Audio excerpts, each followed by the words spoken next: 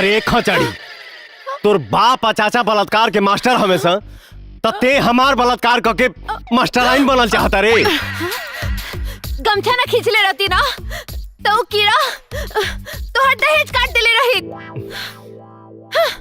कीड़ा और दहेज? देख, हमके उल्लू मत बनाओ। हमार धर्म नष्ट करे के इरादा बदल दे। मलेच ना बदली, झूठा इल्जाम लगौले बारे ना। अब हम सच करके दिखाई। कहाँ गइल रे? ई देखा,